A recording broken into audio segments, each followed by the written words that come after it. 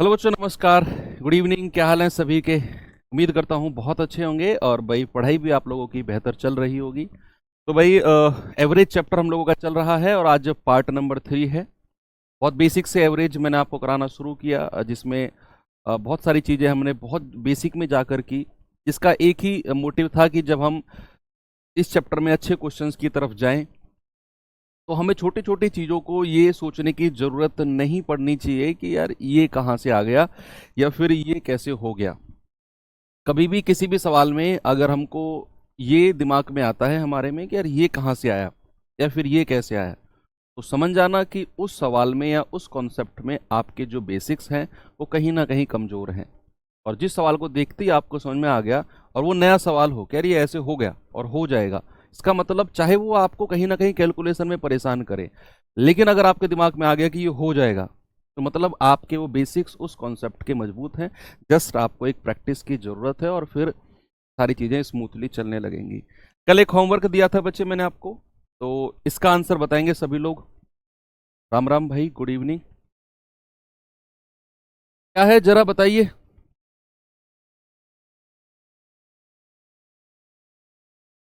ये चल नहीं रहा है क्या?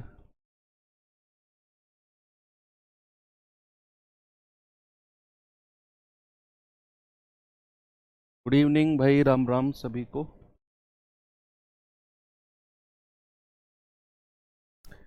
सवाल है, प्रथम 8 अभाज्य संख्याओं का औसत का प्रथम 10 सम प्राकृतिक संख्याओं के औसत से अनुपात बताओ। कुछ हो सकता है कि कुछ नए टाइप का क्वेश्चन आपको लगे। कल मैंने आपको बताया था कि जो अभाज्य संख्याएं यानी कि प्राइम नंबर्स होते हैं, जो प्राइम नंबर्स होते हैं, वो प्राइम नंबर्स की डेफिनेशन मैंने आपको कल बताई थी कि वो संख्याएं जो या तो अपने आप से कटे, या तो अपने आप से कटे, या फिर एक वन से कटे, वो संख्याएं हमारी प्राइम होती हैं, अभाज्य होती हैं। और सबसे छोटी अभाज्य संख्या होती है 2। फिर उसके बाद में 3। हमें ऐसे करके 8 अभाज्य संख्या तक जाना है। फिर 5, फिर 7 होती है, फिर 9। 9 अभाज्य संख्या नहीं है क्योंकि 9 जो है वो 3 से भी कटती है, 1 से भी कटती है और खुद 9 से भी कटती है। हमें वो संख्या चाहिए जो या तो 1 से कटे या फिर अपने आप से कटे। तो 9 अभाज्य नहीं है। फिर 11, फिर 13, फिर 17। तो कितनी हो गई? 1 2 3 4 5 6 7 और एक फिर आता है 19। ठीक है भाई। तो ये हमारी अभाज्य संख्याएं हैं जो प्रथम 8 हैं। सबसे पहला काम है इनका हमें एवरेज निकालना, और वो होता है बच्चे, इनका जो एवरेज जब मैं निकालूंगा, इनका योग 3 और 2 5 और 5 10 7 17 11 28 13 41 और 17 58, 58 और 2 60, 60 और 17 यानी कि 77। योग आ गया 77 और कितनी संख्याएं हैं? 8। औसत आ गया योग बटे संख्या यानी कि 77/8। पहला काम कंप्लीट। अब कह रहे प्रथम 10 सम प्राकृतिक संख्याओं का औसत। तो प्रथम 10 सम प्राकृतिक संख्याओं का जो औसत है वो होता है n+1, है ना। तो 10 सम प्राकृतिक 10 सम प्राकृतिक संख्याओं का औसत, 10 सम प्राकृतिक संख्याओं का औसत, ये क्या होता है? n+1 यानी कि 10 + 1 11। ये होता है 11। ओके, कोई दिक्कत नहीं है। अब इनका हमें बताना है क्या? रेशियो। तो 77/8 रेशियो 11। 8 उधर चला जाएगा, 77 रेशियो 11 गुणा 8। तो 11 सत्ते 77, रेशियो आ गया 7/8। ऑप्शन नंबर डी आपका बिल्कुल सही जवाब है। ठीक है भाई, आराम से आप लोगों ने कर लिया। यस। तो ये तो था कल लास्ट का टाइप का बचा हुआ सवाल। आ जाते हैं हम अपने नए टाइप की तरफ। कल हम लोगों ने फॉर्मूला बेस्ड किया कि सवाल जो फॉर्मूला बेस्ड होते हैं कि प्रथम n प्राकृतिक संख्याओं के वर्गों का औसत, घनों का औसत, सम प्राकृतिक का औसत, विषम प्राकृतिक का औसत, और ऐसी बहुत सारी चीज़ें अलग अलग फॉर्मूलेज पर हम लोगों ने देखा। आज आते हैं बच्चे क्रमागत संख्या, और ये मोस्ट इंपॉर्टेंट, अगर मैं कहूं आपके एग्जाम पॉइंट ऑफ व्यू से कि एग्जाम में अगर इस चैप्टर से औसत से सवाल बने तो ज्यादातर चांस हैं कि वो क्रमागत यानी कि कॉन्जिक्यूटिव नंबर से ही सवाल बनता है। ठीक है, तो सबसे पहले हमें ये देखना है कि क्रमागत संख्याएं होती क्या है, उनका औसत निकालना तो बाद की बात है। पहले आज हम पढ़ेंगे क्रमागत संख्याएं होती क्या है। बहुत इंपॉर्टेंट टॉपिक है बच्चे, वास्तव में बहुत इंपॉर्टेंट। तो सबसे पहले हमें यह सीखना है कि क्रमागत संख्याएं होती क्या है। क्रमागत संख्याएं यानी कि consecutive numbers, consecutive numbers.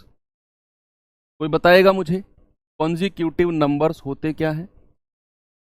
Consecutive numbers होते क्या है? क्रमागत संख्याएं होती क्या है? किसी को कुछ आइडिया हो? देखो, क्रमागत एक वर्ड की अगर मैं बात करूं, क्रमागत वर्ड सर कल क्लास नहीं कर पाया था, आज समझ में आएगा कि नहीं? हाँ आ जाएगा, ये वाला टॉपिक आ जाएगा, क्रमागत संख्याएं कर लेना लेकिन कल की क्लास को। तो क्रमागत वर्ड से ही अगर मैं आपसे पूछूं क्रमागत का मतलब क्या होता है, क्रमागत का मतलब है एक के बाद दूसरा। क्या है बच्चे? क्रमागत का मतलब है एक के बाद दूसरा। ठीक है, तो जैसे बोले ना कि क्लास को, या फिर जैसे आप लोग हिंदी मीडियम से नहीं पढ़े हो, हिंदी मीडियम में क्या होता था कि जब सुबह सुबह स्कूल की लाइन लगती थी उनको क्रमागत में खड़ा किया जाता था, यानी कि बराबर बराबर गैप में। हमारे टीचर्स बोलते थे कि क्रमागत में खड़े हो जाओ। क्रमागत यानी कि अगर मैं यहाँ खड़ा हूँ और मेरे पीछे वाला जो व्यक्ति है वो मुझसे 2 फीट की दूरी पर खड़ा है, तो फिर जितने भी लोग लाइन में खड़े होंगे ना, हर किसी के बीच का जो गैप है ना, वो 2 फीट 2 फीट 2 फीट 2 फीट का ही रहेगा लास्ट तक।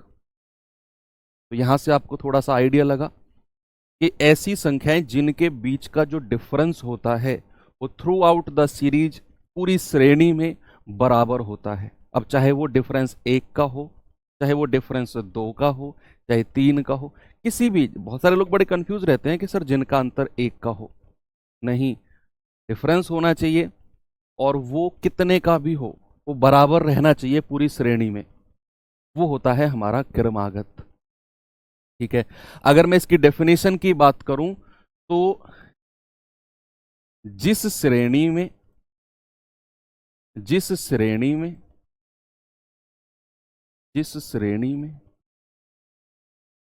दो आसन्न दो आसन्न संख्याओं का दो आसन्न संख्याओं का अंतर दो आसन्न संख्याओं का अंतर समान रहता हो, समान रहता है, उसे हम क्या कहते हैं? उसे हम क्रमागत श्रेणी कहते हैं। क्या बोलते हैं? कॉन्जिक्यूटिव सीरीज बोलते हैं। The difference between the difference between the difference between two adjacent two adjacent numbers in a series is equal throughout the series, throughout the series। जो क्रमागत संख्याओं के सवाल है ना, उनको करने में बड़ा मजा आएगा आपको, पक्का देख लेना। आपको पेन उठाने की जरूरत तो पड़ेगी लेकिन आपको इंटरेस्ट आएगा करने में। तो यहां से आपको पता चला कि कॉन्जिक्यूटिव नंबर्स यानी कि क्रमागत संख्याएं होती क्या है, कि जब मैं कोई भी एक श्रेणी, कोई भी एक सीरीज लिखूं और उनके बीच का डिफरेंस बराबर होता चला जाए तो वो क्रमागत होती हैं। ये भी क्लियर है चलो आपको। अब क्या क्रमागत हो सकता है? कुछ क्रमागत सीरीज के कुछ एग्जांपल्स मैं आपको बताता हूं। क्रमागत श्रेणी के, क्रमागत सीरीज के कुछ एग्जाम्पल्स। क्रमागत सीरीज के कुछ एग्जाम्पल्स, क्या क्या क्रमागत सीरीज हो सकती हैं। बच्चे अगर मैं आपसे ये कहूं कि प्रथम एन या लगातार एन, या लगातार मैं आपसे कहूं कि लगातार लगातार लगातार एन प्राकृतिक संख्याएं, लगातार एन प्राकृतिक संख्याएं, क्या ये क्रमागत हो सकती हैं? क्या ये हमारी कॉन्जिक्यूटिव हो सकती हैं? अगर मैं आपसे कहूं कि कंटिन्यूअस रूप में नेचुरल नंबर्स हो, कंटिन्यूअस एन नेचुरल नंबर्स, तो कंटिन्यूअस एन नेचुरल नंबर्स अगर मैं कहूंगा तो क्या ये क्रमागत होंगे? यस और नो में जवाब देते रहो, फिर मैं बताता रहूंगा क्या क्या क्रमागत हो सकते हैं। आपका जो सवाल बनेगा उन्हीं में से बनेगा। अभी सबसे पहले बात हमने क्या सीखी कि क्रमागत संख्याएं होती क्या है, उसकी डेफिनेशन।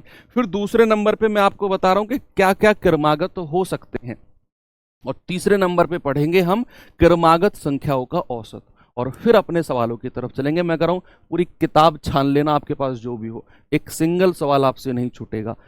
तो आप कहेंगे यस सर, लगातार एन प्राकृतिक संख्याएं भाई 1 2 3 4 5 6, और ऐसा अगर मैं चलता जाऊं तो ये हमारी क्रमागत हो जाएंगी। जैसे इन दोनों का डिफरेंस 1, इन दोनों का डिफरेंस 1, डिफरेंस 1, डिफरेंस 1, डिफरेंस 1, और एक एक एक एक, एक का डिफरेंस चलता जाएगा, और इनको क्रमागत बोलेंगे, इनको क्रमागत बोलेंगे। अब ये बात भी क्लियर है, लगातार एन, अब जरूरी नहीं एक से ही शुरू हो। अगर मैं यहां 25 से शुरू करता हूं, 25 26 27 28, और ऐसे चीजें एन तक जाएंगी, तो भी ये क्रमागत है। बस चीजें लगातार रहनी चाहिए, कॉन्टिन्यूअस रूप में रहनी चाहिए, 1 1 1, यानी कि गैप जो है वो 1 1 1 1 1 का चलना चाहिए, तो ये भी हमारी चीजें क्रमागत हैं। दूसरा क्या हो सकता है? लगातार लगातार एन सम और विषम, सम और विषम प्राकृतिक संख्याएं, सम और विषम प्राकृतिक संख्याएं, लगातार एन सम और विषम प्राकृतिक संख्याएं। यस, अब लगातार एन सम और विषम प्राकृतिक संख्या, यानी कि वो इवन भी हो सकती हैं और वो ऑड भी हो सकती हैं, लेकिन वो लगातार होनी चाहिए, तो संख्याएं हमारी क्रमागत होंगी। जैसे सम संख्याएं अगर फॉर एग्जांपल मैं लूं कोई, जैसे 2 4 6 8 10 12, और ये अगर ऐसे चले तो आप देख पा रहे हो सबका डिफरेंस जो है 2 2 का डिफरेंस है, 2 2 का डिफरेंस है सबका, और ये 2 2 का डिफरेंस चलता जाएगा आगे तक, क्योंकि मैं सम संख्याओं की बात कर रहा हूं, तो ये डिफरेंस चलता जाएगा। कोई विषम का मैं एग्जांपल लूं, सपोज मैंने लिया 13 15 17 19 21 23, और ये भी चलता जाएगा, तो ये भी एक क्रमागत बन गया, क्योंकि इसका भी डिफरेंस बराबर है, 2 2 2 2 2 का डिफरेंस है। भैया लगातार प्राकृतिक संख्याएं भी हमारी क्रमागत हैं, लगातार एन सम हो या विषम हो, लगातार होना चाहिए, वो भी क्रमागत है। तीसरा क्या क्रमागत हो सकता है? तीसरा क्या क्रमागत हो सकता है? अगर मैं आपसे कहूं एन के प्रथम एम गुणज, एन के प्रथम एम गुणज, यानी कि first M multiples of N, ये भी क्रमागत होते हैं कि एन के प्रथम एम गुणज। अब ये क्या होता है सर? एन के प्रथम एम गुणज, अगर मैं आपसे कहूं फॉर एग्जाम्पल, मैंने आपसे कहा कि 9 के प्रथम 5 गुणज, 9 के प्रथम 5 गुणज, इसका इस लाइन का मतलब क्या है? 9 के प्रथम 5 गुणज, इसका मतलब है 9 का पहाड़ा। पहाड़ा तो सबने पढ़ा है, चाहे प्यार से पढ़ा हो चाहे क्लास में पिट के पढ़ा हो। सेकंड वाले ऑप्शन में मैं आता हूं। क्लास में कुटाई होती थी बहुत तगड़ी, जब हमारा स्कूल खत्म हो जाता था, हमारे जो प्रिंसिपल थे उनका एक ही काम था, स्कूल खत्म होने से आधे घंटे पहले बैठा देना बच्चों को पेड़ के नीचे और उनसे पहाड़े सुनना। एक छोटी सी किताब आती थी, उसमें 12 खड़ी नाम से आती थी वो किताब, जब हम तीसरी चौथी क्लास में थे। 12 खड़ी, बड़ी पतली सी 5 रुपए की बुक आती थी, वो पूरी रटी होनी चाहिए। ये हमारे प्रिंसिपल का पर्सपेक्टिव था। और लिटरली आधी बुक तो आज भी मुझे याद है ना। होते थे ना अद्धा पौआ पौन सवैया डेढ़ा ढैया, ये हिंदी बैच, हिंदी जो लाइन से पढ़े वो बच्चे समझ गए होंगे। अद्धा पौआ पौन सवैया डेढ़ा ढैया, ये मतलब होता है अद्धा यानी कि हाफ को बोलते हैं हिंदी में जब पढ़ते हैं बच्चे जो हिंदी बोर्ड से। पौआ यानी कि जो क्या होता है बताओ, 1/4 को। पौन होता है 3/4। सवैया यानी कि 1 और 1/4, 1+1/4, इसको सवैया बोलते हैं। तो वहां पहाड़े भी हम लोगों को रटवाए जाते थे 30 तक। तो जितने भी पहाड़े, जितने भी टेबल्स होते हैं, वो सारे के सारे टेबल्स होते हैं first m multiples of n। अगर मैं आपसे कहूं कि 9 के प्रथम 5 गुणज लिखो जरा, तो 9 का पहला गुणज क्या हो जाएगा? 9 गुणा 1, पहला गुणज है ये। 9 का दूसरा गुणज क्या होगा? 9 गुणा 2। 9 का तीसरा गुणज क्या है? 9 गुणा 3। 9 का चौथा गुणज क्या है? 9 गुणा 4। 9 का पांचवा गुणज क्या है? क्योंकि उसने पांचवें गुणज की ही बात करी है, तो हो जाएगा 9 गुणा 5। तो ये 9 एकम 9, 9 दूनी 18, 9 तिया 27, 9 चौके 36, 9 पंजे 45। बच्चे क्या ये 9 का ही तो टेबल हो गया? क्या ये 9 का ही तो टेबल हो गया? और यही जो 9 का टेबल है ये हमारा क्रमागत है। ये हमारा क्रमागत है, क्योंकि देखो सबका डिफरेंस 9-9 जा रहा है, सबका डिफरेंस 9-9-9-9 जा रहा है, तो ये हमारा क्रमागत हो गया, कॉन्जिक्यूटिव हो गया ये। यस। तो किसी भी संख्या के गुणज की बात करेगा तो समझ लेना वो उस संख्या के पहाड़े यानी कि टेबल की बात कर रहा है, और वो भी हमारे कॉन्जिक्यूटिव यानी कि हमारे क्रमागत संख्याओं में काउंट होती हैं। चलो ये चीज भी आपको क्लियर हो गई। और बाकी तो चीजें, ये मेन चीज यही है। मेन चीज जो है सम, विषम, प्राकृतिक और प्रथम, m गुणज, ये ही हमारी क्रमागत है। अगर मैं आपसे कहूं अभाज्य, अगर मैं आपसे कहूं लगातार अभाज्य संख्याएं, अगर मैं आपसे कहूं 10 लगातार अभाज्य संख्याएं, तो क्या वो क्रमागत में काउंट होंगी? यस और नो में जवाब दो, बुद्धि से देना सोचकर। अगर मैं आपसे कहूं कि लगातार प्रथम प्रथम 10 अभाज्य संख्याएं, अभाज्य संख्याएं, क्या ये संख्याएं हमारी क्रमागत है? क्या ये संख्या हमारी क्रमागत है? क्रमागत है? बताओ यस और नो, यस और नो में जवाब दो।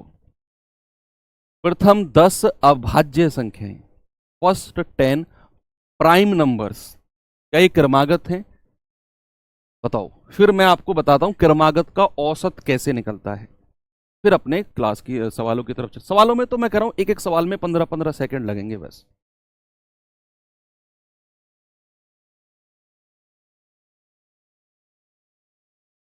कैप बराबर का भी तो हो सकता है, बात तो वही है ना, वही तो बात समझाना चाह रहा हूं। गुरुजी पापा सुनते थे, अच्छा। देखो प्रथम 10 अभाज्य संख्याएं, आप कहेंगे कि सर ये क्रमागत संख्याएं नहीं होती हैं। क्यों? क्रमागत संख्या का जो डेफिनेशन होती है बच्चे, वो होती है कि गैप बराबर होना चाहिए। तो जरा प्रथम 10 अभाज्य संख्या लिखना, सबसे छोटी 2, फिर 3, फिर 5, फिर 7, फिर 11, फिर 13, और ये ऐसे चलती जाएंगी। यहां जरा गैप देखना, 1 का गैप है, यहां 2 का गैप है। जैसे ही गैप बदला, जैसे ही गैप बदला, आप तुरंत कह दोगे कि सर गैप सेम नहीं है। डिफरेंस जो है वो आसन संख्याओं का, एडजेसेंट नंबर का जो डिफरेंस है वो बराबर नहीं चल रहा है, तो फिर ये क्रमागत नहीं होंगी। इसीलिए मैंने कहा कि अभाज्य संख्या अगर लगातार कहेगा तो वो क्रमागत की श्रेणी में नहीं बनेंगी। ओके बच्चे, कोई दिक्कत नहीं है। यस। अब बात आपको समझ में आ गई कि क्रमागत संख्याएं होती क्या है और कौन कौन सी संख्या क्रमागत हो सकती है, क्या उनमें हमें पता करें कि ये क्रमागत है या नहीं, वो चीज आपको पता चल गई। अब बात आती है क्रमागत संख्याओं का औसत। क्या आता है बच्चे? क्रमागत, क्रमागत संख्याओं का, क्रमागत संख्याओं का औसत।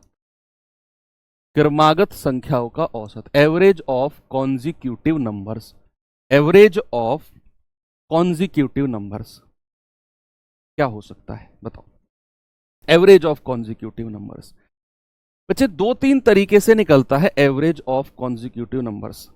पहला जो यूनिवर्सल मेथड है इसका, फर्स्ट मेथड मैं आपको बता रहा हूं, first method, method number one, method number one, average of, जहां बस केवल कॉन्जिक्यूटिव नंबर्स हो, और ये यूनिवर्सल मेथड है। देखना इसे, जो औसत होता है क्रमागत संख्याओं का बच्चे वो होता है प्रथम पद, पहली संख्या, प्रथम पद प्लस अंतिम पद, प्लस अंतिम पद और डिवाइडेड बाय 2। यही आपने दिमाग में रखना है कि first term plus last term. अगर संख्याएं क्रमागत हैं तो आपको बस केवल पहला संख्या देखनी है क्या है, और आपको लास्ट की संख्या देखनी है। पहला टर्म देखना है और लास्ट का टर्म देखना है, और दोनों को जोड़कर 2 से डिवाइड कर देना है। बीच की क्या संख्याएं हैं हमें कोई मतलब नहीं है। क्रमागत है, पहले यह पता करना है कि जिसका मैं एवरेज निकाल रहा हूं क्या वो क्रमागत है। अगर हैं तो पहली संख्या पता करो, लास्ट की पता करो, जोड़कर 2 से डिवाइड कर दो। अब कल मैंने एक फॉर्मूला आपको पढ़ाया था जहां पर मैंने आपको एक चीज सिखाई थी कि प्रथम n प्राकृतिक संख्याओं का योग सिखाया था। मैंने आपको बताया था कि वो होता है n+1/2, और कल मैंने हल्का सा आपको हिंट भी दिया था, एक हिंट भी दिया था हल्का सा, कि ये हम क्रमागत में करेंगे और वहां हमें फॉर्मूले की जरूरत नहीं पड़ेगी। जिन लोगों ने कल की क्लास की होगी उनको पता होगा।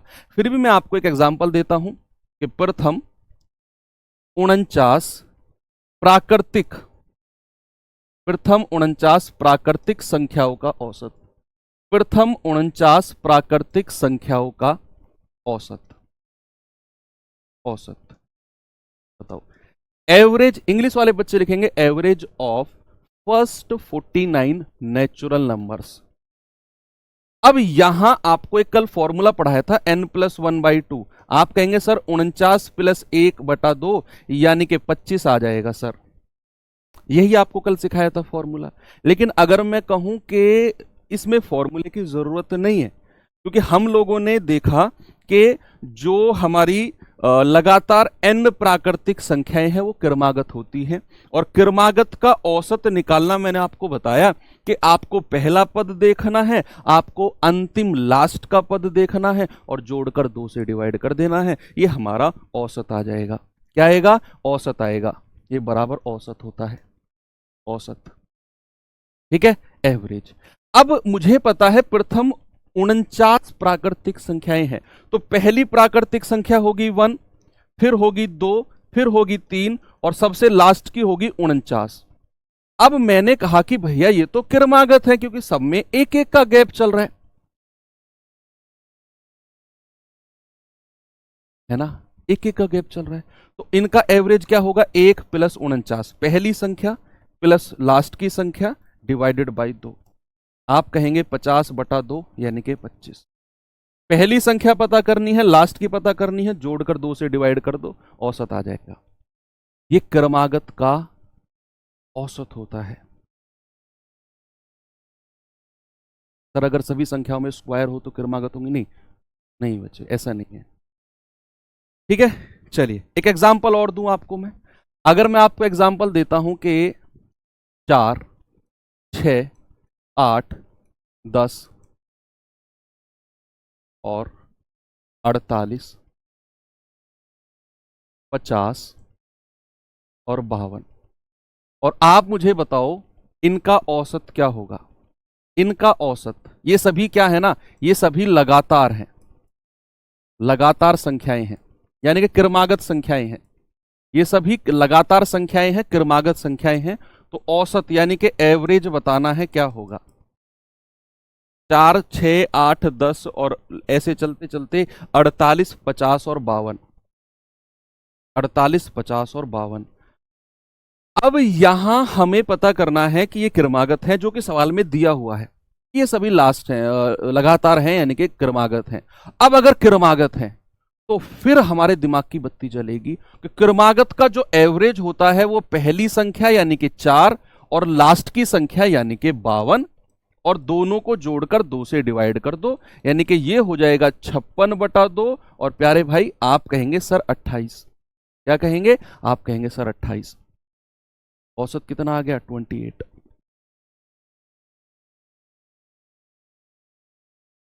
बात क्लियर हुई?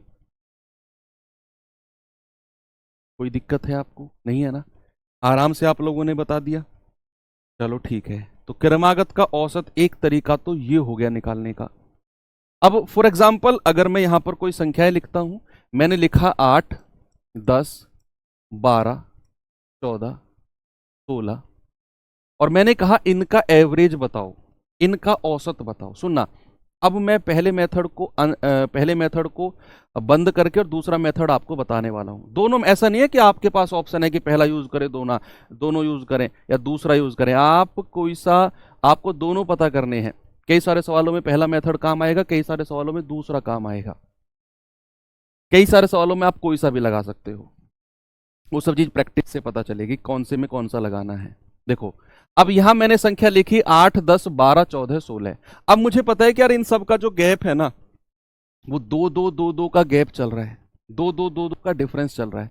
तो अगर 2, 2, 2, 2 का सबका डिफरेंस है, इट मींस ये सारी की सारी क्रमागत है, कॉन्जिक्यूटिव है। और कॉन्जिक्यूटिव का जो एवरेज होता है बच्चे, जो औसत होता है, वो पहली संख्या यानी कि 8 प्लस अंतिम संख्या यानी कि 16/2 होता है, यानी कि 16 और 8 24/2। और आप कहेंगे सर ये हो जाएगा 12। औसत कितना हो जाएगा 12। अभी तक मैंने आपको एक बात बताई कि औसत का मतलब है पहली संख्या प्लस लास्ट की संख्या डिवाइडेड बाई 2, दैट इज 12। अब इसका मतलब ये नहीं है कि हर बार पहली और लास्ट की को जोड़कर 2 से डिवाइड करोगे तभी आपको 12 मिलेगा। आप देखो, शुरू से सेकंड संख्या को उठाओ और लास्ट से भी सेकंड संख्या को उठाओ और इन दोनों के साथ भी ऐसा करके देखो। 10 प्लस 14/2। आप कहेंगे सर ये भी तो 24/2 आ गया, ये भी तो 12 है। ये बात मैंने आपको क्लियर कर दी कि औसत का मतलब पहली संख्या और लास्ट की संख्या को जोड़कर 2 से डिवाइड कर दो, औसत मिल जाएगा। एक और इसमें जादू है कि शुरू से आप सेकंड संख्या पे जाओ, लास्ट से सेकंड पे जाओ, दोनों को जोड़कर 2 से डिवाइड कर दो तब भी आपको 12 मिलेगा। आप शुरू से तीसरी संख्या पे जाओ, अगर सीरीज बड़ी हो, लास्ट से तीसरी संख्या पे जाओ, दोनों को जोड़कर 2 से डिवाइड कर दो तब भी आपको वही एवरेज मिलेगा जो शुरू से मिलता आया है। और सबसे लास्ट में जो सेकंड मेथड ने अब जन्म लिया, सेकंड मेथड ने अब जन्म लिया, second method, method number 2, method number 2। बच्चे मेथड नंबर 2 ने क्या बोला कि कोई भी अगर लगातार श्रेणी मेरे पास है, किसी भी क्रमागत सीरीज में, किसी भी कॉन्जिक्यूटिव सीरीज में, किसी भी क्रमागत सीरीज में औसत हमेशा बीचों बीच वाली संख्या होती है, बीचों बीच वाली संख्या होती है हमेशा। एवरेज ऑफ कॉन्जिक्यूट, इंग्लिश वाले बच्चे लिखेंगे average of consecutive series is always, average of consecutive series is always the middle most number। जो मिडल मोस्ट नंबर होगा ना, बीचों बीच वाली संख्या होगी, मिडल मोस्ट नंबर होगा, वही हमेशा एवरेज होगा। अब आप इस सीरीज में देखो बच्चे कि मिडल मोस्ट नंबर कौन सा है, मिडल मोस्ट नंबर, बीचों बीच वाली संख्या कौन सी है। आप देखेंगे सर बीचों बीच वाली संख्या तो मुझे 12 दिखी है, क्योंकि इस 12 के इधर भी 2 संख्या और इधर भी 2 संख्या, तो मिडल मोस्ट नंबर तो 12 है। और अगर आपको मिडल मोस्ट नंबर मिल गया 12, तो यही आपका एवरेज हो जाएगा, जो आपने पहली और लास्ट की को जोड़कर 2 से डिवाइड करके निकाला है ना। ये आप इस तरह भी निकाल सकते हो कि जो मिडल मोस्ट नंबर है, बीचों बीच वाली संख्या है वही हमेशा एवरेज होगी। अब कुछ बच्चों के दिमाग में बात आएगी कि सर अगर ऐसी कुछ संख्या हो, लेट सपोज मैं यहां पर लिख रहा हूं 13, 15, 17 और 19, सर इसमें बताना मिडल मोस्ट नंबर क्या होगा, इसमें बताना। देखो इसका एवरेज आप निकाल सकते हो 13 प्लस 19 बटा 2 करके, 13 प्लस पहली संख्या और लास्ट की संख्या को जोड़कर 2 से डिवाइड कर दो, आपको यहां एवरेज मिल जाएगा। लेकिन जो सेकंड मेथड बताया कि मिडल मोस्ट नंबर, बीचों बीच वाली संख्या औसत होती है, तो सर ये 4 संख्या क्रमागत हैं, इनमें बताओ मिडल मोस्ट नंबर बीचों बीच वाली संख्या, इनमें क्या होगी। तो इनमें जो मिडल मोस्ट नंबर होगा बीचों बीच वाली संख्या होगी बच्चे, कहीं ना कहीं 15 और 17 के बीच में होगी। भाई जो भी मेरा एवरेज होगा, जो भी मेरी संख्या होगी, वो कहीं ना कहीं बीचों बीच वाली संख्या होगी। सर आप ऑफलाइन क्लास वाराणसी में स्टार्ट करिए। अरे यार वाराणसी, सब कुछ तो आपको घर बैठे मिल रहा है, क्या वाराणसी में सब एक ही, तो पूरे इंडिया में हम लोग एक ही जगह से फैले हुए हैं। ऑनलाइन एजुकेशन का यही तो फायदा है। ऑफलाइन में पीट के भगा दोगे आप लोग मुझे।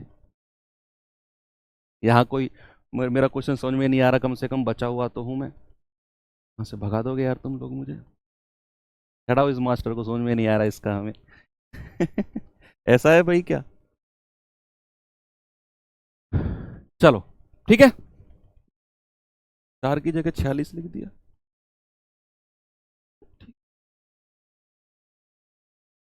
चलो ठीक है भाई, 13, 15, 17, 19, तो जो मेरा एवरेज होगा वो मिडल मोस्ट नंबर होगा, यानी कि बीचों बीच वाली संख्या होगी। अब यहां 15 और 17 के बीच में होगा। 15 और 17 सर अगर गैप सेम ना हो तो, नीरज भाई आप आज पहली क्लास में जुड़े हो, गैप सेम ना हो तो पहली क्लास में वही तो मैंने आपको पढ़ाया कि गैप अगर सेम नहीं है तो सबको जोड़कर संख्या से डिवाइड कर दो। वो तो पहली क्लास का पहला ही मिनट में पढ़ाया मैंने आपको। देखो 15 और 17 के बीच में, क्योंकि इसके इधर भी 2 संख्या, इधर भी। अब आप मुझे बताओ 15 और 17 के बीचों बीच कौन सी संख्या होती है, बिल्कुल बीचों बीच। तो 15 के बाद आती है 16, और 15 से 16 का गैप कितना है, 1 का, और 16 से 17 का गैप कितना है, 1 का। तो 15 और 16 के जस्ट बीचों बीच जो संख्या होगी वही हमारा एवरेज होगी, बिल्कुल जस्ट बीचों बीच जो संख्या होगी, जस्ट बीचों बीच। जैसे यहां पर मैं कोई लिख दूं संख्या 22, 23, 24, 25, 26, बताओ जरा मुझे इसका एवरेज, और 27। मैंने ये संख्या लिख दी और मैंने आपसे कहा कि बताओ इनका औसत क्या होगा। देखो ये तो क्लियर है कि औसत हमेशा पहली संख्या और लास्ट की संख्या को जोड़कर 2 से डिवाइड कर दो, एवरेज आ जाएगा। लेकिन जो सेकंड मेथड है मिडल मोस्ट नंबर, वो क्या होता है, जस्ट बीचों बीच वाली संख्या, जस्ट बीचों बीच। तो आप देखेंगे सर वो कहीं ना कहीं 24 और 25 के बीच में होगी, क्योंकि इधर भी 3 संख्याएं, इधर भी 3 संख्याएं, जस्ट बीचों बीच। अब 24 और 25 के जस्ट बीच, देखो 24 और 25 के बीच का गैप कितना है, 1, 1 का गैप है ना।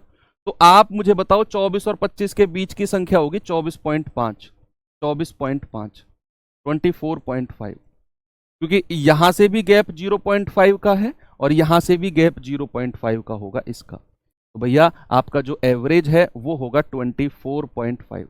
यहां तो 15 और 17 के बीच 2 का गैप था, तो हमारी 15 और 17 के बीच एक संख्या 16 भी आती है, तो वो हमने एवरेज उसको कर लिया।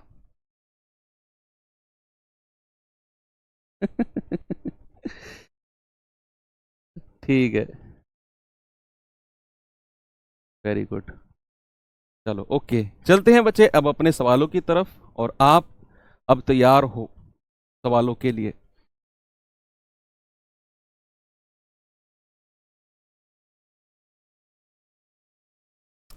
करिए भाई, अब जल्दी जल्दी सवाल करेंगे, हमारे पास टाइम है, तो टाइम बड़ी जल्दी खत्म हो जाता है, ये 1 घंटे का टाइम बड़ी जल्दी खत्म हो जाता है, पता ही नहीं चलता यार 1 घंटा कब खत्म हो गया। क्या करें, लिमिटेड टाइम है। देखो 5 क्रमागत संख्याओं का जो औसत है ना वो 100 है। तो पहली संख्या ज्ञात करनी है, क्या होगी। अब बड़ा मजा आएगा आपको सवाल करने में, बहुत मजा। आपसे बोला है 5 क्रमागत संख्याएं, सिर्फ इतना बोला है, 5 क्रमागत संख्याएं। ना तो उसने ये बोला कि 5 क्रमागत सम संख्या, ना उसने ये बोला 5 क्रमागत विषम संख्या, उसने तो जस्ट ये बोल दिया 5 क्रमागत संख्याएं हैं, तो वो हमारी फिर लगातार वाली होंगी, इसमें एक एक का गैप होता है। तो 5 क्रमागत संख्याओं का औसत कितना है? 100। तो बताओ पहली संख्या। अब आप मुझे बताओ संख्या कितनी है? आप कहेंगे 5। कितनी है संख्या? 5। तो मैं यहां 5 गैप बनाता हूं, 3, 4 और 5। मैंने यहां 5 बना दिया गैप। जो 5 संख्याएं होंगी वो इन्हीं गैप में आएंगी। अब आप मुझे बताओ इन 5 संख्याओं का जो औसत होगा, बच्चे इन 5 संख्याओं का जो औसत होगा कहीं ना कहीं वो बीचों बीच वाली संख्या होगा। देखना ये रीजनिंग के कॉन्सेप्ट से हो जाएंगे, रीजनिंग के कॉन्सेप्ट से। ठीक है, आप मुझे बताओ कि 5 संख्या है, ये मैंने 5 संख्या गैप बना दी। अब जो इनका एवरेज होगा बिल्कुल बीचों बीच वाली संख्या होगा। आप कहेंगे यस। और क्योंकि इसके इधर भी 2 संख्या, इसके इधर भी 2 संख्या, और जो औसत है वो तो 100 है, तो क्या ये बीच में 100 आएगा? यहां औसत दिया हुआ है उसने साफ साफ 100 है, तो क्या औसत 100 बीच में आएगा? अब आप मुझे बताओ 100 के तुरंत बाद क्रमागत संख्या कौन सी है? आप कहेंगे 101। 101 के तुरंत बाद 102। 100 से तुरंत पहले कौन सी है? 99। और उससे तुरंत पहले 98। भाई साहब सारी संख्या मिल गई आपको। देखो मैं कह रहा हूं कैलकुलेशन करने की जरूरत ही नहीं है, कैलकुलेशन करने की जरूरत ही नहीं है। बीचों बीच वाली संख्या 5 गैप बनाए आपने, बीच में आपने यहां गैप लिखा और 100 एवरेज लिख दिया। अब 100 के तुरंत बाद 2 संख्या है, तो 100 के तुरंत बाद 101, फिर 102। 100 से पहले 99 और फिर 98। पांचों की पांचों संख्या मिल गई आपको। आपसे क्या पूछा है? आपसे पूछा पहली संख्या बताओ। भाई साहब पहली संख्या मिल गई आपको, पहली संख्या 98। अंतिम पूछेगा 102। वो कुछ भी पूछ ले। अब बड़े यार मैं कह रहा हूं बहुत मजा आने वाला है। अगला सवाल आप खुद करने वाले हो, देखना। ये रहा अगला सवाल, जल्दी से मुझे आंसर बताओ क्या होगा। बताइए जल्दी से।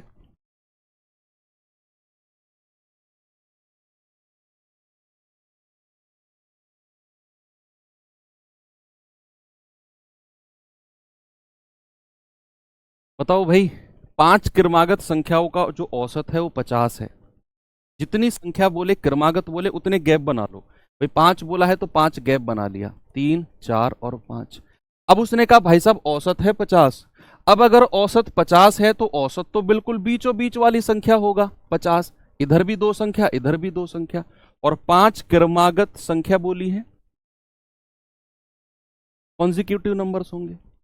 तो 50 के तुरंत बाद 51, फिर 52, 50 से पहले 49 और फिर 48। ये संख्याएं हैं, सारी संख्या आपको मिल गई। सवाल ने बोला कि सबसे छोटी संख्या, सॉरी सबसे बड़ी और सबसे छोटी के गुणनफल, सबसे बड़ी और सबसे छोटे के गुणनफल और चतुर्थ और दूसरी के गुणनफल में अंतर। यानी कि आपको इन दोनों का गुणनफल, पहली और दूसरी का 48 गुणा 52 निकालना है। और फिर उसने कहा सबसे छोटी और सबसे बड़ी का गुणनफल निकाल दिया। चतुर्थ और दूसरी का गुणनफल यानी कि चौथी और दूसरी का 49 गुणा 51 ये निकालना है। और इन दोनों का फिर हमें डिफरेंस बताना है। थोड़ी सी तो कैलकुलेशन वाले सवाल बन ही सकते हैं, है ना भाई। तो ये जाएगा 48 दूनी 96, हासिल के 9, 4 पंजे 20, 8 पंजे 40, 240 और 9 249, 249।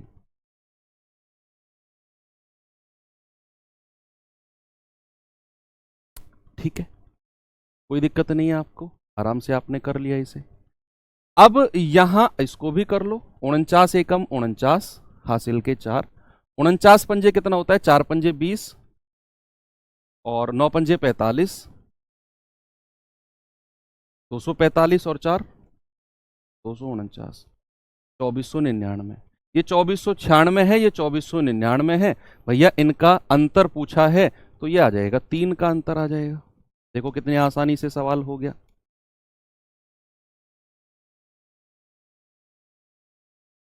100 के बाद 102 नहीं हो सकता है बच्चा। अगर होता तो वो यहाँ फिर सम संख्या लिखता, 5 क्रमागत सम संख्याओं का औसत, तो फिर 102 होता। अगर उसने बोला 5 क्रमागत संख्या, तो फिर हमें एक के बाद एक के बाद एक लिखना पड़ेगा। चलो अगला सवाल है बच्चे, ये रहा, जल्दी से बताएंगे मुझे इसका जवाब।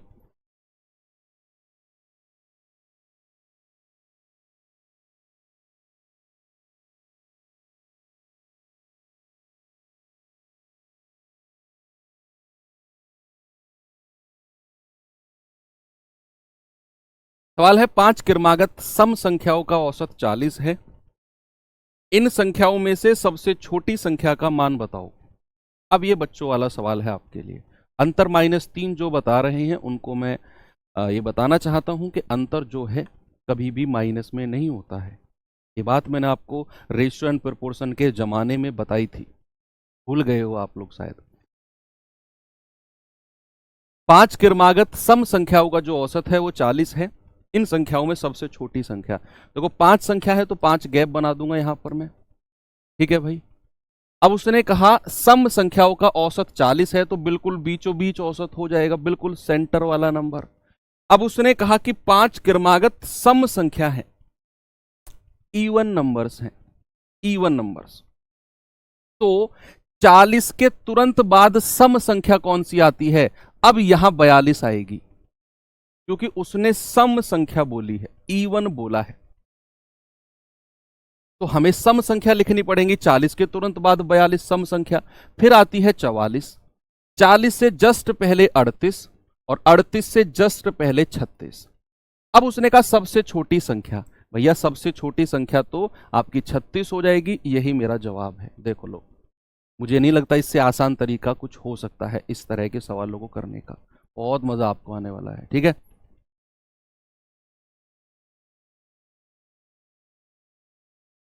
ये सवाल करेंगे। -3 नहीं, आप मुझे बताओ, आपकी उम्र है 21 साल और आपके भाई की उम्र है 24 साल, तो आपकी उम्र और आपके भाई की उम्र का अंतर कितना है? जो -3 आंसर दे रहे हैं, मेरा उन्हीं से सवाल है। मान लो आपकी उम्र है 21 साल, आपके भाई की उम्र है 24 साल, तो आपके और आपके भाई की उम्र का अंतर, आपकी 21 है, आपके भाई की 24, तो आप अंतर -3 बताओगे क्या कभी?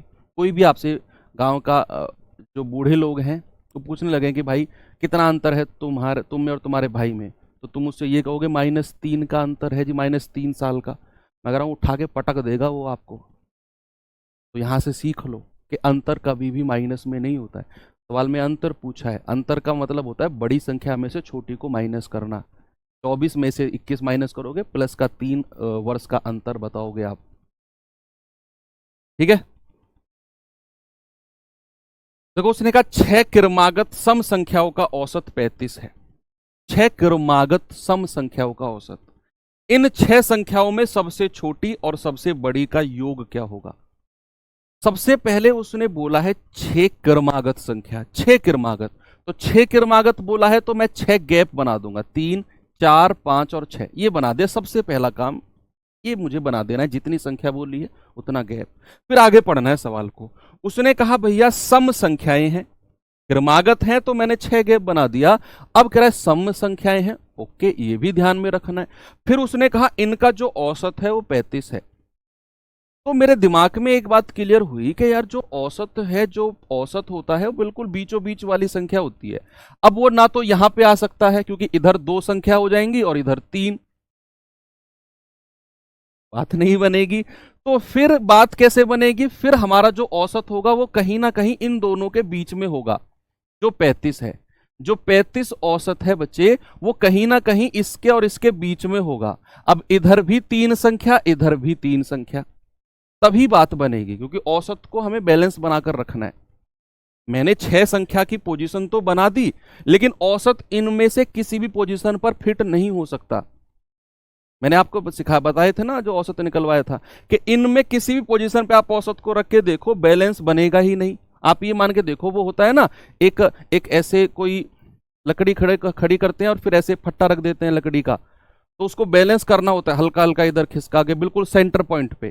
तो जो बिल्कुल सेंटर पॉइंट होता है वही एवरेज होता है, जहां पर वो बिल्कुल स्ट्रेट ऐसे रुक जाए। अगर किधर भी झुकेगा ये तो मतलब हमारा जो औसत है वो ठीक नहीं है। तो यहां पर अगर औसत 35 है तो बिल्कुल सेंटर पे टिकेगा, इधर भी 3 संख्या, इधर भी। अब 35 बिल्कुल हमारा औसत मिल गया। अब हमसे बोला गया है भाई साहब सम इवन, तो 35 के तुरंत बाद इवन नंबर कौन सा है? 35 से बाद, 35 तो इवन नहीं है, 35 एवरेज है, और एवरेज जरूरी नहीं है कि इवन हो। 35 तो एवरेज है, 35 के जस्ट बाद इवन नंबर सम संख्या, तो वो हो जाएगी 36। 36 के जस्ट बाद 38, 38 के जस्ट बाद 40, 36 से पहले इवन संख्या 34, 34 से पहले 32, और 32 से पहले 30। ये सारा आपने पूरी की पूरी सीरीज निकाल दी, पूरी की पूरी सीरीज निकाल दी। आपसे कह रहा सबसे बड़ी और सबसे छोटी का योग, सबसे छोटी और सबसे बड़ी का योग, यानी कि 30 प्लस 40, तो कितना हो जाएगा? 70। हो गया भैया।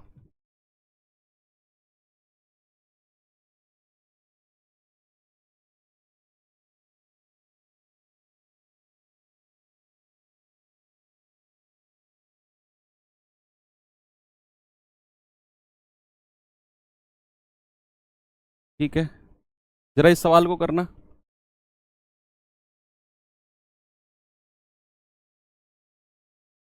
बताओ भाई।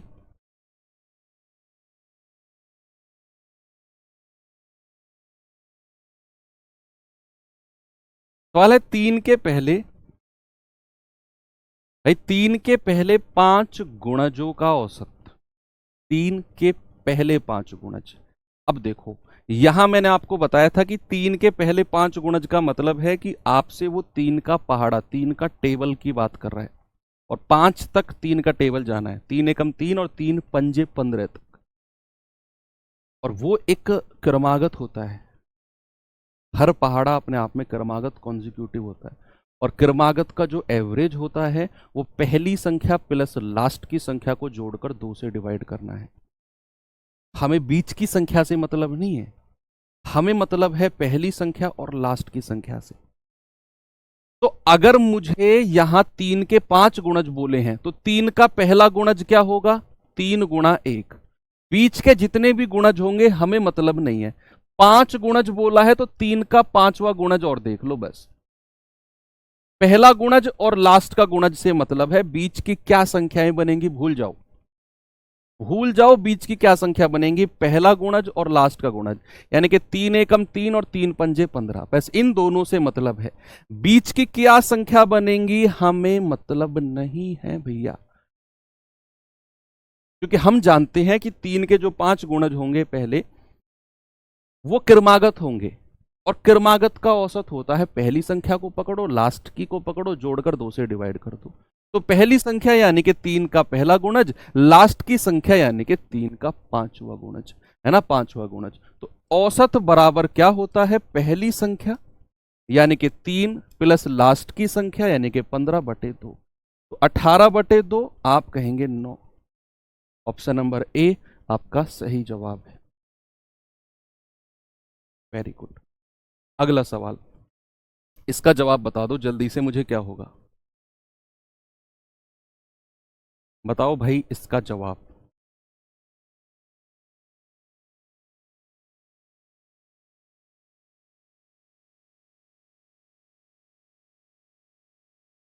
उसने कहा 7 के प्रथम 20 गुणकों का औसत। तो आपको 7 के 20 गुणक यहां नहीं लिखने हैं बोर्ड पे या अपनी कॉपी में, आपको पहला मल्टीपल चाहिए और लास्ट का मल्टीपल चाहिए।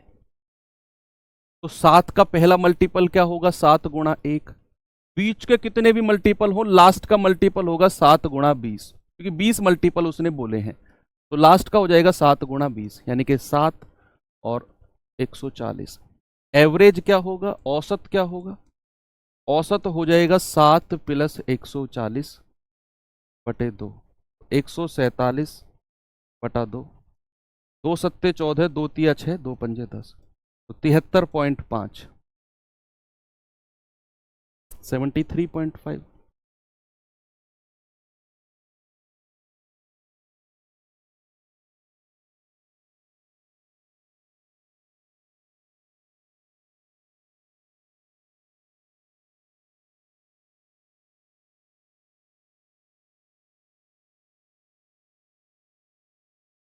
आ गया सभी का? Very good. अगले सवाल पे चले। ये सवाल बताना जरा। 8 के प्रथम 20 गुणकों का औसत। 8 के प्रथम 20 गुणक। भाई 8 का पहला गुणक क्या होगा? 8 गुणा 1, दूसरा 8 गुणा 2, तीसरा 8 गुणा 3, और ऐसे करके 20वां गुणक क्या होगा? 8 गुणा 20। तो ये हो जाएगा 160 और ये हो जाएगा 8। तो प्यारे भाई औसत क्या होता है? 8 प्लस 160 बटा 2, यानी कि 168 बटा 2।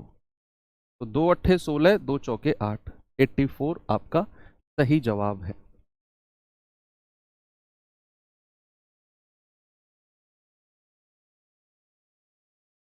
ठीक है, चलो अगले सवाल पे चलते हैं।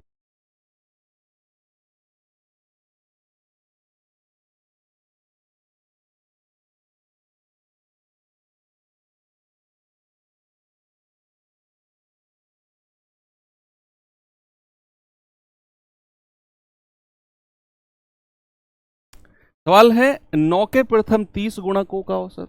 तो हमें 30 गुणक निकालने की जरूरत नहीं है, हमें पहला देखना है और लास्ट का देखना है। 9 गुणा 30, 9 एकम 9 और 9 तिया 27, 270। औसत कितना होता है? औसत होता है बच्चे 9 प्लस 270 बटा 2, यानी कि 279 बटा 2। 2 एकम 2, 2 तिया 6, 2 नाम 18, 2 पंजे 10। तो 139.5 ऑप्शन नंबर सी। 139.5। चलिए आगे आगे चलते हैं। 11 के प्रथम 15 गुणकों का औसत। मजा आ रहा है ना? यही तो है जादू। 11 के प्रथम 15 गुणजों का औसत। 11 के प्रथम 15 गुणजों का औसत। तो पहला गुणज क्या होगा? 11 गुणा 1, और 15वां क्या होगा? 11 गुणा 15। तो ये हो जाएगा 11 एकम 11, 15 एकम 15, 15 एकम 15 और 1 16। तो औसत क्या होगा? औसत होगा 11 प्लस 165 डिवाइडेड बाई 2, यानी कि 5 और 1 6, 6 और 1 7, 176 बटे 2। तो 2 अट्ठे 16, 2 अट्ठे 16, 88 हो जाएगा ऑप्शन नंबर सी। अब ये सवाल आपको बच्चे वाले सवाल लग रहे होंगे। हैं भाई, बिल्कुल अच्छे क्वेश्चन हैं और आपने बड़े आराम से इनको कर दिया। चलो ये सवाल आपको दे देता हूं होमवर्क, और कल हम इसी टाइप के थोड़े से 4-5 क्वेश्चन में आपको थोड़े एडवांस लेवल के कराऊंगा, थोड़े से एडवांस लेवल के इसी टाइप के। और फिर उन 4-5 क्वेश्चन के बाद फिर हम अपने एक नेक्स्ट टाइप पर चलेंगे और कल उस नेक्स्ट टाइप को भी कंप्लीट कर लेंगे। अब जो इसमें क्लास होने वाली है एवरेज में, आने वाली 2 से 3 क्लास जो भी होंगी वो मोस्ट इंपॉर्टेंट होंगी आपके एग्जाम पॉइंट ऑफ व्यू से। हर क्लास से सवाल बनने के जो चांसेस हैं वो बहुत ज़्यादा हैं। आज की क्लास मोस्ट इंपॉर्टेंट, कल की क्लास के जो शुरू में इसी टाइप के 5-6 क्वेश्चन थोड़े से ट्रिकी, थोड़े से आप कह सकते हो कैलकुलेटिव होंगे। कैलकुलेशन तो ज़्यादा नहीं बनने दूंगा आपकी मैं, डोंट वरी। और उसके बाद जो हम टाइप करेंगे कल वो भी मोस्ट इंपॉर्टेंट होगा। परसों वाला भी क्रिकेट वगैरह वाले सारे क्वेश्चंस मैं आपको कवर कराऊंगा, लेकिन एक सीरीज में। तो 2 से 3 क्लास अभी इसमें और लगेंगी, और सारी की सारी क्लासेस बहुत ज़्यादा इंपॉर्टेंट हैं। बाकी पढ़ते रहिए और रिवीजन मोस्ट इंपॉर्टेंट की है। मिलते हैं नेक्स्ट सेशन में। थैंक यू, बाय बाय, जय हिंद।